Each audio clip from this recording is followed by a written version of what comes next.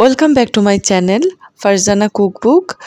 আজকে আমি আপনাদেরকে তৈরি করে দেখাবো বেলে মাছের ভর্তা। সবাই আমার পাশে থাকবেন। আমার চ্যানেলটাকে যারা নতুন তারা সাবস্ক্রাইব করে দিবেন এবং লাইক কমেন্টস দিয়ে পাশে থাকবেন। খুব সহজে কিভাবে একটা মজার বেলে মাছের ভর্তা তৈরি করা যায় সেটাই আজকে আপনাদের সাথে শেয়ার করব।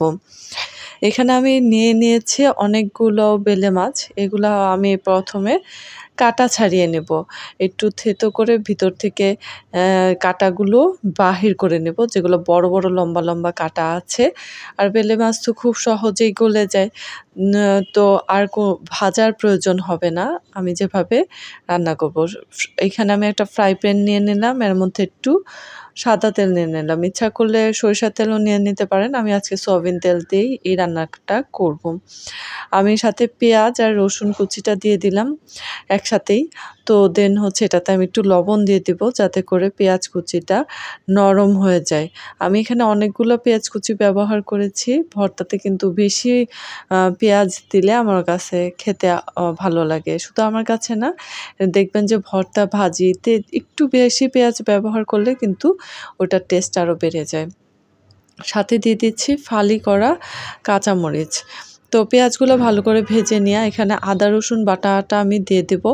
এটা যতক্ষণ না পর্যন্ত গন্ধটা চলে যায় ততক্ষণ পর্যন্ত কিন্তু আমি আদা রসুন বাটাটা ভাজতে থাকবো। তার সাথে আমি একটু জিরা হাফ চা চামচ এবং পৌনে 1 চা চামচ হচ্ছে হলুদের গুঁড়া আর 1 চা চামচ মরিচের গুঁড়োটা দেব। আপনারা ঝালটা পরিমাণ মতো দিয়ে নেবেন, যে যেভাবে ঝাল খেতে পছন্দ করেন।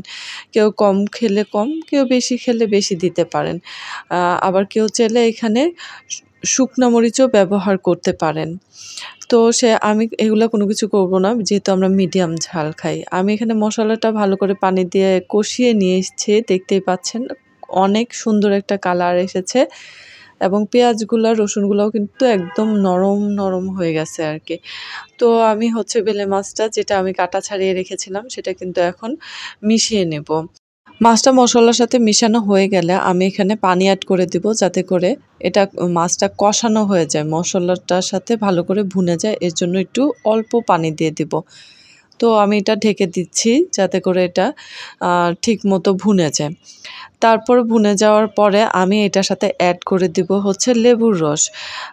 লেবুর রসটাই অ্যাড করে দিলে হবে কি, মাছের আঁশটে যে গন্ধটা, যারা মাছ খেতে পছন্দ করে না বা মাছের মধ্যে গন্ধ লাগে সেই গন্ধটা কিন্তু আর থাকবে না। চাইলে কেউ এখানে লেবু পাতা অ্যাড করতে পারেন, সেটার আলাদা কিন্তু একটা ফ্লেভার আসে। তো আমি হচ্ছে আজকে লেবুর রসই দিয়ে দিলাম 2 চা চামচের মতো। সাথে নেড়ে দিব যাতে পুরাটার মধ্যে লেবুর রসটা ছড়িয়ে যেতে পারে। অ্যান্ড হচ্ছে আমি এটার সাথে পানি মিশিয়ে দিব যাতে আরও ভালো করে মাছটা হয়ে যায়। তো এখানে 1 মুখ মতো পানি দিয়েছি যাতে করে পুরোটা মাখা মাখা হয়ে যায় বা ভালো করে মশলাটার সাথে মাছটা মিশে যায়। তো আমি আবারও এটা ঢেকে দিব, ঢেকে রান্না করব। দেখতেই পাচ্ছেন 15 মিনিটের মধ্যে কিন্তু আমার রান্নাটা কমপ্লিট হয়ে গেছে এবং কতটা সুন্দর একটা কালার আসছে, উপরে তেলটা ভেসে আসছে। ভর্তাটা কিন্তু একেবারে কমপ্লিট। আমি চুলায় রেখেই কিন্তু ভর্তাটা করছি, হাতে মাখার একদমই প্রয়োজন নেই। এই ভর্তাটা খুব সহজ এবং খেতেও কিন্তু অসাধারণ। এই যে আমি সার্ভ করে নিলাম, দেখতেই পাচ্ছেন কত সুন্দর একটা কালার এসেছে। এটা দিয়ে কিন্তু 1 প্লেট ভাত অনায়াসে খেয়ে ফেলা যাবে। আমাদের পরিবারের সবাই কিন্তু এই রেসিপিটা অনেক পছন্দ করছে। আপনারাও ট্রাই করবেন এবং কমেন্টসে জানিয়ে যাবেন আপনাদের কেমন লাগলো।